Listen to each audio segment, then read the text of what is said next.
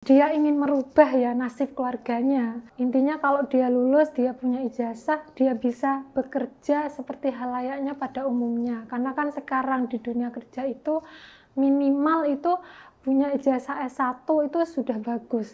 Saya menanyakan ke teman-teman saya, kampus terbaik itu di mana sih di area Sekaresidenan Kediri? Ternyata beliau menjawab Uniska.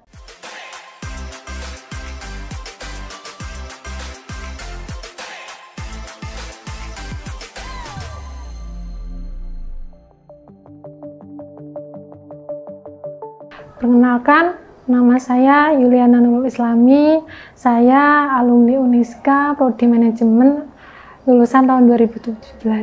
Saya sekarang alhamdulillah bekerja di perguruan tinggi Sekolah Tinggi Ilmu Tarbiyah Muhammadiyah Kediri, dan saya di sana sebagai Wakil Ketua 2 bagian keuangan. Jadi yang kita ketahui ya, kalau di perguruan tinggi yang sudah maju, universitas ya katakanlah, itu biasanya tugasnya membantu Bapak Rektor atau Bapak Ketua dalam hal perencanaan dan pengelolaan keuangan. Nah, saya sendiri juga seperti itu.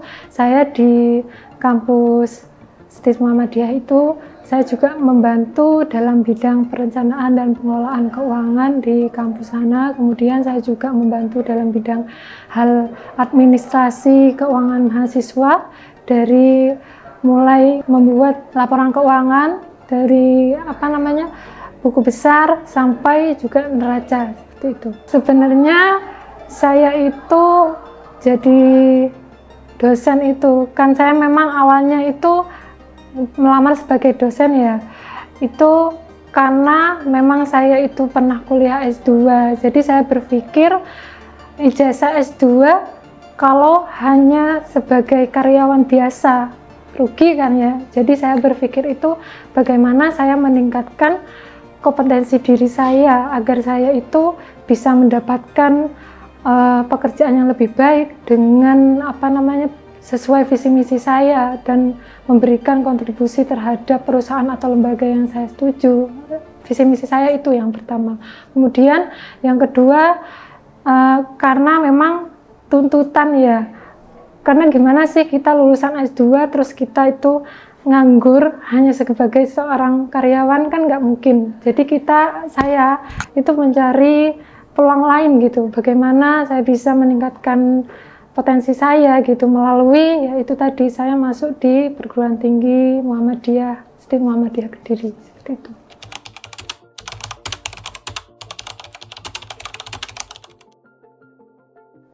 Ya, bagi saya ya, setiap pekerjaan itu pasti memiliki kendala iya, tantangan iya. Tantangan terbesar bagi saya karena saya juga tergolong masih baru menjabat ya, baru diberi amanah dalam hal keuangan. Itu tantangan saya adalah bagaimana saya itu memberi kebijakan dan keputusan terhadap kampus yang saya pegang ini dalam hal program-program yang sudah disusun oleh perguruan tinggi.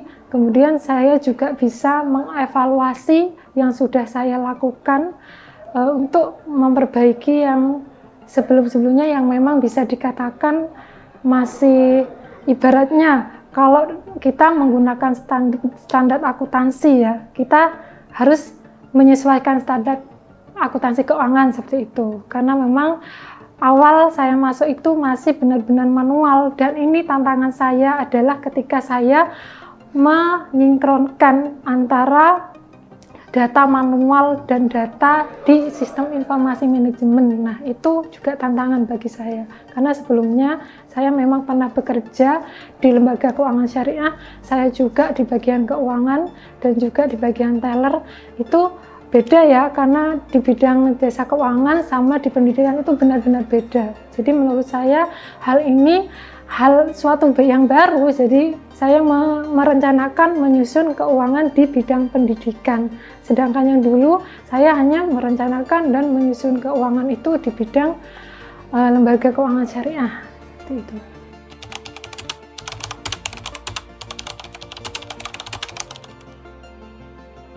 Kalau bagi saya ya sangat berpengaruh. Seperti sebelumnya ya, yang kita ketahui Menteri Pendidikan itu, beliau itu banyak memberikan perubahan ya, khususnya dalam guru honorer, sampai beliau itu bisa memberikan jabatan fungsional melalui P3K ya, itu banyak seperti itu. Cuma di sisi lainnya, kelemahannya itu guru itu dituntut harus banyak berkas yang harus dipenuhi. Nah, itu juga kesulitan. Kemudian menginput data ke sistem itu juga banyak yang kesulitan. Tapi di sisi lain kan menteri sebelumnya kan juga bisa berhasil gitu, sampai membawa banyak guru honorer itu bisa mengikuti P3K dan lolos P3K. Nah, untuk yang menteri perubahan menteri yang sekarang, Prof. Stella sama Prof. Fauzan, karena memang beliau itu notabene dari Perguruan Tinggi Muhammadiyah Malang, saya cukup tahu betul beliau itu programnya ke depannya seperti apa. Jadi bagi saya sangat mempengaruhi.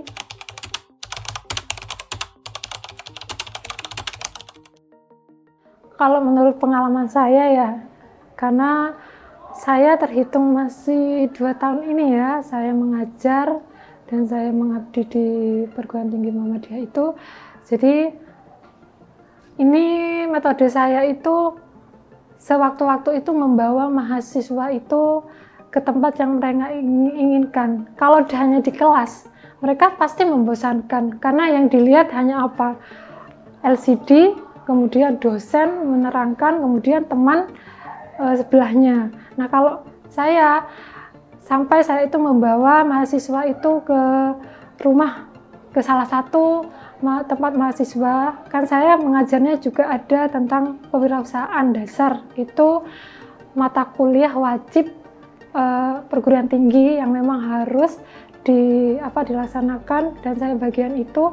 Jadi saya evaluasi terakhir itu saya mengajak mahasiswa studi banding kepada mereka yang sudah memiliki usaha atau bisnis yang sudah berjalan. Jadi dari situ artinya mereka itu mempunyai gambaran bahwasannya, oh, bisnis yang sudah berjalan, yang sudah sukses ini dari mulai perencanaan sampai evaluasi ini seperti ini, kemudian tata letak layoutnya seperti apa, mereka sistem rekrutmennya seperti apa, kemudian penyusunan laporan keuangannya seperti apa. Jadi mereka itu ada gambarannya. Setidaknya kalaupun mereka itu nanti lulus tidak ada belum memiliki wacana untuk berwirausaha, mereka sudah tahu gambaran gitu. Jadi lulus dari sana setidaknya punya keilmuan bahwa kita itu sebagai pelaku tenaga pendidik ya, khususnya karena saya mengajarnya di pendidikan Islam, memang di luar bidang saya ya, tapi dari situ saya juga bisa memberikan ilmu ekonomi yang saya dapatkan dari Uniska. Di sisi lain saya juga menyelipkan ilmu agama dari yang saya berikan kepada mahasiswa. Untuk mahasiswa yang tidak linear itu ada ya, mereka itu notabene ya memang karena mereka itu ingin kuliah, dan ternyata kondisinya itu pertama dari ekonomi, kemudian dari keadaan keluarga yang memang dia ingin merubah ya nasib keluarganya. Jadi dan kebetulan juga karena ekonomi dia ingin semangat, mempunyai semangat untuk kuliah itu sangat tinggi. Jadi dia kuliah mengambil jurusan PAI itu hanya sebagai intinya kalau dia lulus, dia punya ijazah, dia bisa bekerja seperti halayaknya pada umumnya. Karena kan sekarang di dunia kerja itu minimal itu punya ijazah S1 itu sudah bagus. Seperti itu.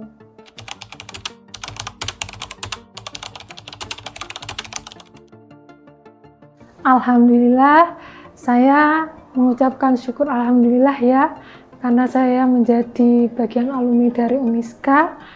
Dulu pertama kali saya masuk di Uniska itu sebenarnya sempat bingung, karena memang pertama saya pernah kuliah ya, sebelum di Uniska itu saya pernah kuliah diploma jurusan perbankan syariah. Itu saya menanyakan ke teman-teman saya, kampus terbaik itu di mana sih di area Sekaresidenan Kediri, ternyata beliau menjawab Uniska. Nah, dari situ saya mencoba mencari tahu tentang Uniska. Ternyata ada jurusan ekonomi, namun karena saya memang dari dulu itu menghindari yang namanya terlalu banyak menghitung ya, akhirnya saya disarankan untuk masuk di prodi manajemen. Kemudian saya masuk di prodi manajemen dan sampai proses perkuliahan, alhamdulillah saya begitu banyak memiliki ilmu dan pengalaman, baik dari perkuliahan sendiri, kemudian dari organisasi kampus, kemudian dari acara-acara atau kegiatan kampus yang memang itu benar-benar bagi saya sangat mendukung dan memberikan wawasan yang luas gitu bagi mahasiswa, agar nanti ketika lulus dari Uniska itu mereka bisa berpikir ya, mereka sudah punya wacana, punya rencana, oh saya nanti harusnya kalau sudah lulus dari Uniska harusnya begini, harusnya seperti itu. Nah, saya sangat bersyukur sekali gitu bisa menjadi salah satu alumni Uniska yang memang saya juga tergolong dulu mahasiswa yang aktif di Uniska, yang sampai saat ini saya masih juga berhubungan baik dengan beberapa Bapak Ibu dosen Uniska, dan alhamdulillah karena saya pernah kuliah di Uniska, ilmu yang saya dapatkan dari Uniska itu ternyata sangat bermanfaat dan saya juga bisa menerapkan di dunia kerja saya.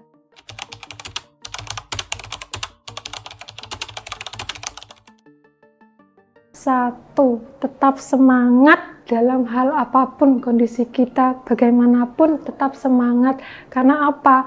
Allah itu selalu melihat usaha kita. Kalau kita nggak usaha, pasti kita tidak akan menghasilkan apa yang kita inginkan.